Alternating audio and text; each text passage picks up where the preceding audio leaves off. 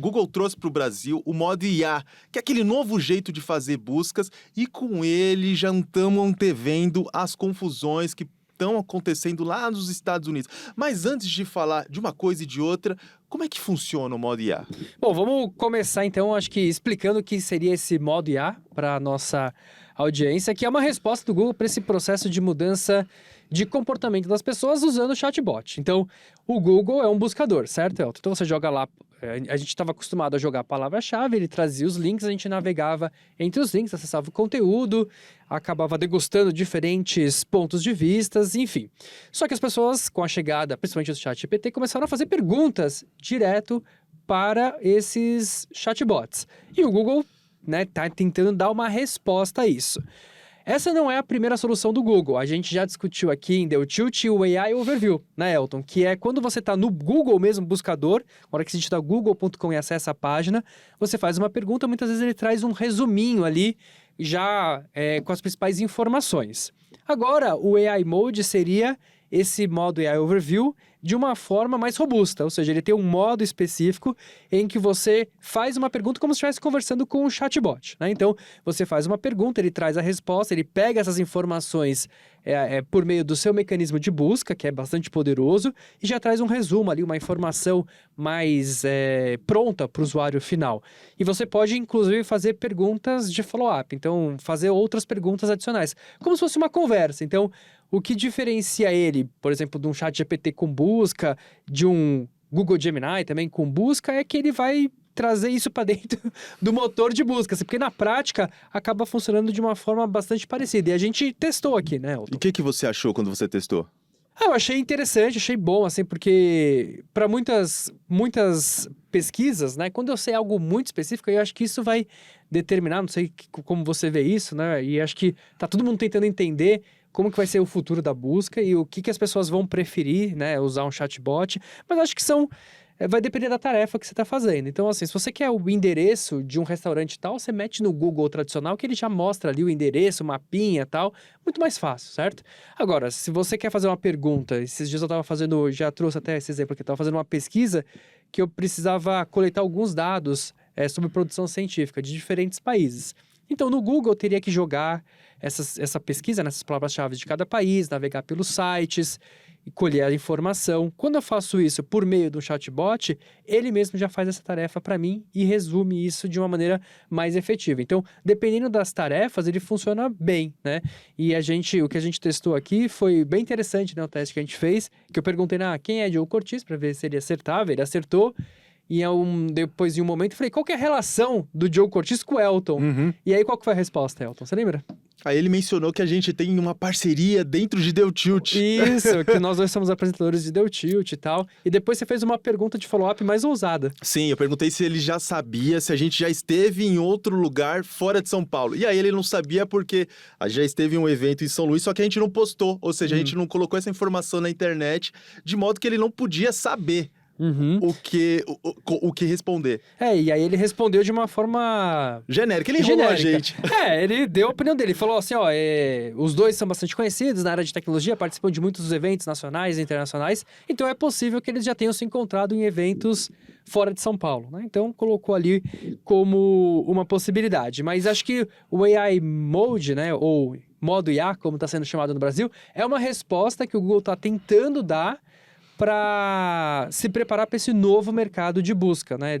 Pensando muito nessa mudança de comportamento das pessoas, que talvez elas não queiram mais navegar por um monte de links, mas queiram uma resposta mais pronta. E a gente sabe que isso traz uma série de desafios, né? Então tem a questão de alucinações, tem erros éticos, tem desafios econômicos também. Exato.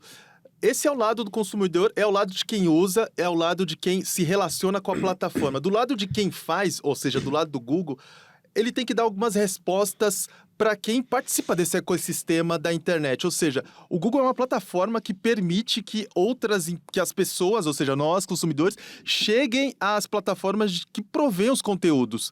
E quando ele encurta esse caminho, ou seja, ele pega esse conteúdo, digere e já transmite para as pessoas, ele tem que falar para os produtores de conteúdo o que está acontecendo com essa plataforma. E a resposta do Google até agora tem sido de que a experiência é positiva.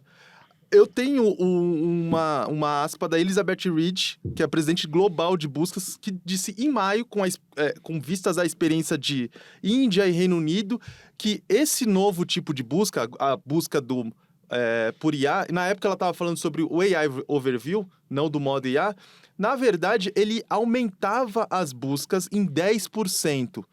Fiquei imaginando como as pessoas passariam a clicar nos links se o modo AI, o AI Overview, já dava direto para ela toda a informação ali mastigadinha. Mas, mais revelador do que o que disse a Elizabeth Reed, foi o que disse o Pandu Nayak, que é o cientista-chefe do Google, quando ele veio aqui para o Brasil em setembro, para alguns dos vários eventos de comemoração dos 20 anos do Google aqui no Brasil. Ele foi até o escritório de Belo Horizonte, que foi o primeiro do Google. A gente já recebeu aqui o Bertier Ribeiro Neto, que foi o fundador da empresa que o Google comprou para vir para cá. E é por isso que fica lá em Belo Horizonte. E foi bastante revelador o que ele falou para os jornalistas e para quem estava por lá nesse evento. E basicamente o Pandu falou em 3 coisas. Na primeira, ele deu uma enrolada na gente. Ele falou que os dados do Google mostram que o nível de tráfego que o buscador envia para a internet continua estável e praticamente o mesmo. Por que isso enrolar a gente? Porque ele não está dando a entender para onde vai esse tráfego. Ele só fala que continua a mesma coisa.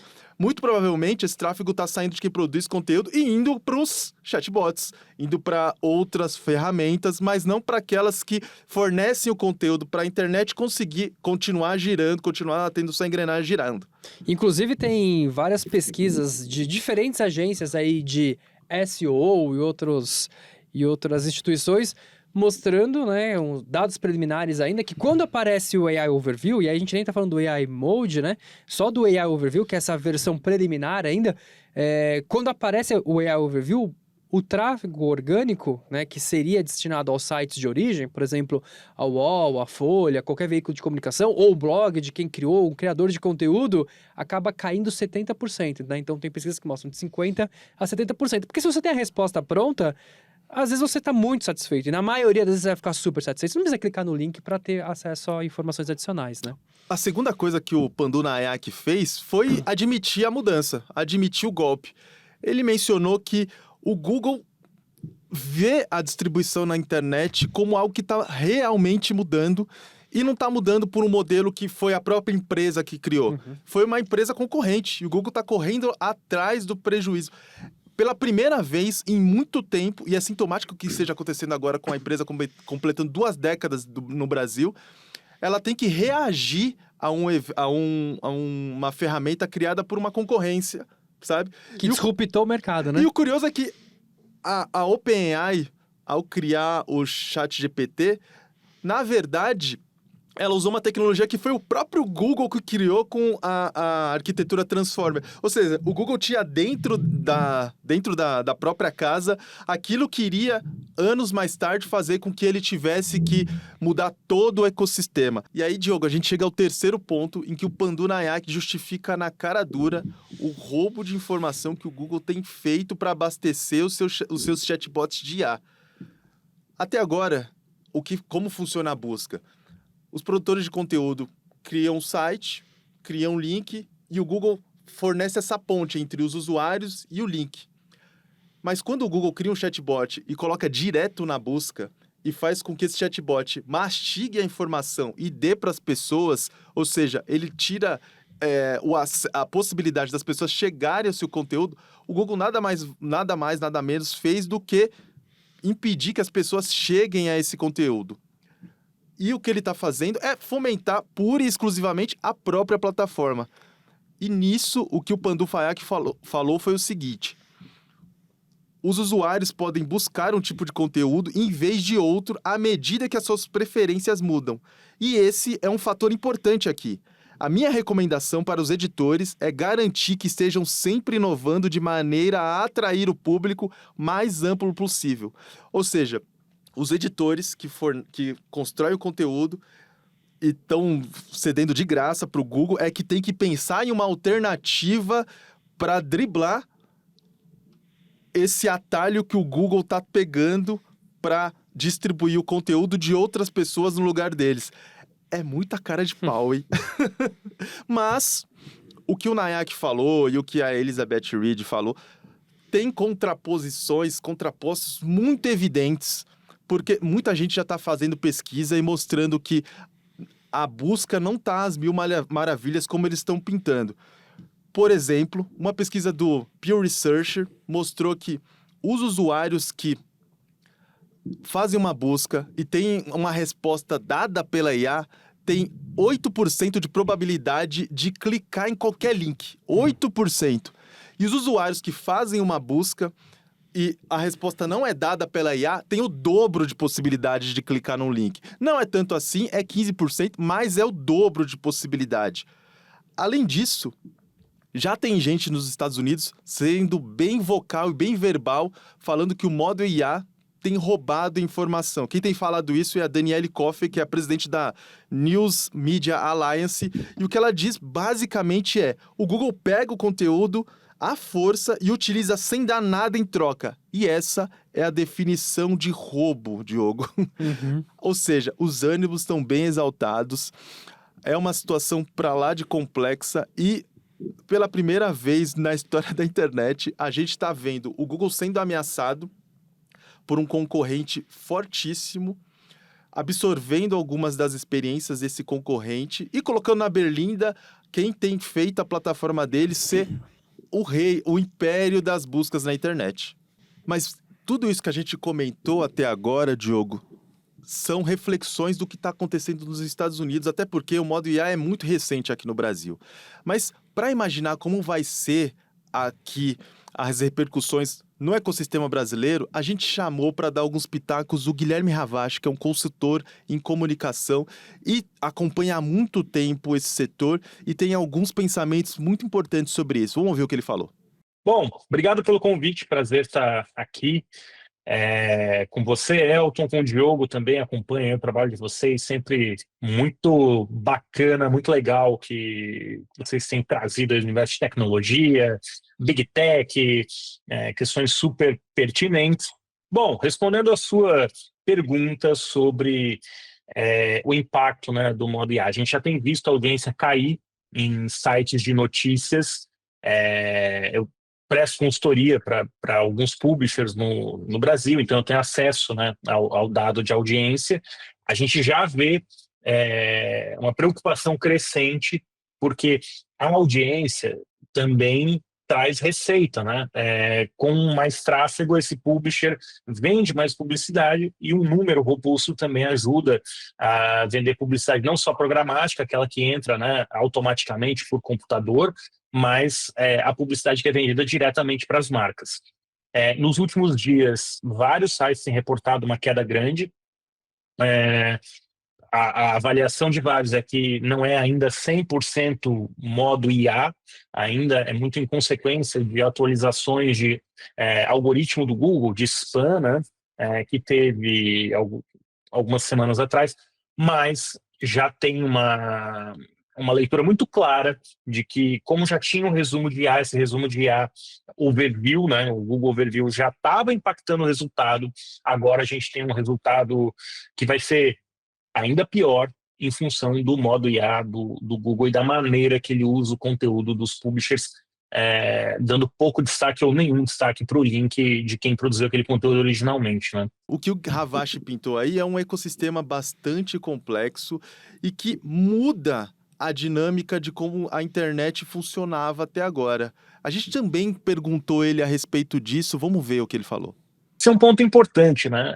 Eu falo muito de publisher, né? Veículo de notícia, mas não são só veículos de notícias que são afetados. Qualquer pessoa que produz conteúdo original, qualquer pessoa que vive da produção intelectual, ela tem o seu modelo de negócio afetado.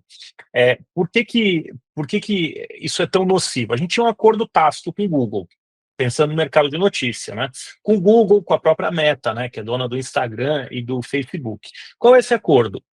Eu te dou meu conteúdo, ou eu cedo o meu conteúdo, a contrapartida é que você vai trazer tráfego para minha plataforma. Então, se eu produzo conteúdo dentro de um site de notícia, eu publico a minha coluna num site de notícia, o Google usava esse conteúdo para mostrar os links, né, para gerar pequenos resumos.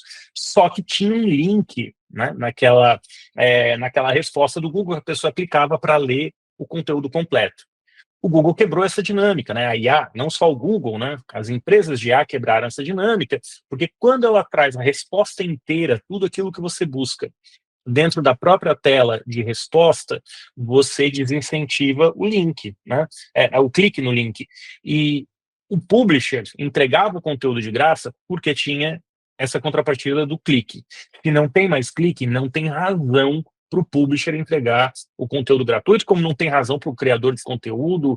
A gente quebra um modelo de negócio. Bom, Diogo, o futuro não parece muito auspicioso para a internet, mas você tem algumas visões a respeito disso, inclusive do que está acontecendo nas altas esferas do poder aqui no Brasil. Esse é um tema que entrou recentemente agora nas discussões sobre regulação de IA, porque o texto aprovado na Câmara, né, tinha uma seção ali sobre direitos autorais, mas era um texto muito focado na parte de treinamento da IA. Então, a hora que eu coleto os dados para treinar os grandes modelos. E o texto estava muito restrito a isso. Então, tem um debate, uma complexidade super grande de como tratar isso, e a Câmara dos Deputados, que é agora onde está o texto, que foi aprovado pelo Senado, fez uma audiência pública, né? Estão fazendo várias audiências públicas, inclusive eu fui um dos convidados para participar. E como especialista, eu levei justamente essa posição, que foi bastante aceita, de que, olha, vocês precisam olhar, né, para a questão de direitos autorais e uso de conteúdos protegidos, não somente na fase de treinamento, que é um ponto, mas também na fase de inferência. O que é essa fase de inferência? É isso que o Google está fazendo, o que o ChatGPT faz. Ou seja, em tempo real ele acessa um conteúdo, não para treinar IA, mas para pegar aquela resposta, produzir uma outra resposta pronta para o usuário, né? E muitas vezes passando por cima de paywall, então tem modelos que passam por cima de paywall, tem modelos que respeitam, então isso varia muito. Mas aí tem uma questão tanto da proteção quanto também da remuneração, né? Que é algo que vai precisar ser debatido e não estava sendo colocado em questão, né? Então é um ponto que agora a comissão vai começar a olhar também para tudo isso, porque muda, né? Muda a forma do jogo e precisa se pensar em novas formas de remuneração, sim, para esse uso mais rápido dos conteúdos. E já tem gente defendendo que não recai propriedade intelectual sobre notícia, porque notícia, na verdade, se trata de um fato. E o fato está aí. Tá na realidade. Tá aí na realidade, ou seja, não exige trabalho nenhum, não exige esforço nenhum, mas vai pedir para as plataformas fornecerem o código delas também, como você inclusive mencionou numa dos comentários que você fez nas redes sociais. De todo modo, essa é uma discussão que vai dar muito pano para manga. Você acabou de levar mais um probleminha para a galera pensar. E tudo isso no momento em que o governo Lula pensa e espera que esse projeto seja aprovado até o fim do ano. É muito trabalho. É muito trabalho para a comissão. Qual?